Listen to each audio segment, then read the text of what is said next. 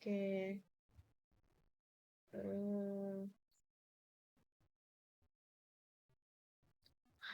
Oke, Assalamualaikum warahmatullahi wabarakatuh. Perkenalkan, saya Nimas Ratri dengan NIM akhir 033, kelas Oceanografi A akan menjelaskan tentang deformasi gelombang. Nah, deformasi gelombang itu apa sih? Menurut Hamid et al. 2023 menyatakan bahwa deformasi gelombang merupakan urutan gelombang yang bergerak menuju pantai dan selama perjalanannya akan mengalami perubahan bentuk. Penyebab perubahannya ini bisa terjadi refraksi, pendangkalan, maupun pecahnya gelombang. Nah, selanjutnya ada jenis-jenis deformasi gelombang. Yang pertama ada refraksi, refleksi, dan difraksi. Seperti ini bentuk gambarnya. Nah, selanjutnya, untuk refraksi sendiri, ini adalah fenomena di mana energi gelombang biasanya terpantulkan oleh adanya struktur di sepanjang pantai. Nah, refraksi ini terjadi ketika kedalaman laut mengalami perubahan. Selanjutnya, yang kedua ada refleksi.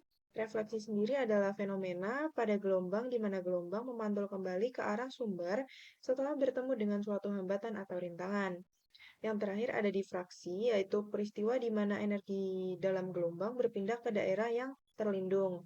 Nah, difraksi ini mengakibatkan timbulnya gelombang di berbagai wilayah yang terlindung. Selanjutnya ada gelombang pecah. Gelombang pecah atau break wave ini terjadi di wilayah pantai ketika kecepatan gelombang mengalami penurunan karena perubahan kedalaman perairan.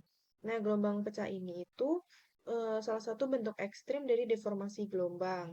Yang gelombang ini akan merambat dari perairan dalam menuju pantai dan mengalami perubahan bentuk akibat fluktuasi terhadap kedalaman laut. Nah, jenis gelombang pecah itu ada 4. Yang pertama spilling dengan NI kurang dari 0,4. Yang kedua ada plunging di antara 0,4 sampai 2,3. Nah, biasanya plunging ini tuh cocok untuk surfing. Yang ketiga ada collapsing dengan range 2,3 sampai 3,2. Lalu ada yang terakhir ada surfing itu NI-nya lebih dari 3,2. Nah, selanjutnya ada breakwater. Breakwater ini adalah konstruksi yang dibangun di perairan pantai atau di pelabuhan dengan tujuan melindungi pantai atau pelabuhan dari pengaruh ombak, angin, maupun erosi pantai.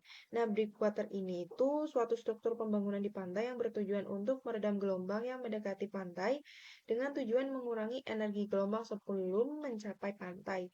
Ini ada manfaat dari pembuatan breakwater, yaitu satu, meredam energi gelombang sebelum mencapai pantai, kedua ada mencegah erosi dan abrasi di sekitar wilayah pantai. Yang terakhir ada menjaga stabilitas struktur garis pantai dan menciptakan perairan yang tenang. Nah, ini ada macam-macam breakwater. Yang pertama itu ada breakwater tunggal. Nah, struktur bangunan breakwater ini hanya memiliki satu breakwater dan linear sepanjang garis pantai. Namun memiliki kekurangan itu hanya karena hanya memiliki satu, jadi kurang optimal. Tapi kelebihannya ini bisa lebih murah karena cuma satu aja. Terus yang kedua ada lepas pantai. Breakwater lepas pantai ini ditempatkan jauh dari pantai dan berguna untuk mengurangi gelombang sebelum mencapai pantai. Ini biasanya nanti tuh dari gelombangnya tuh kena di kanan dan kiri. Terus yang terakhir ada celah. Nah, breakwater celah ini memiliki dua bagian yang ini sebenarnya sama kayak lepas pantai gitu. Tapi biasanya tuh kalau yang celah tuh di kiri kanan, terus di tengahnya ada celah yang biasanya itu buat kapal lewat untuk menuju ke pelabuhan. Nah, biasanya celah ini itu disesuaikan dengan eh, panjang dan ukuran dari kapal yang sering lewat untuk pelabuhan seperti itu.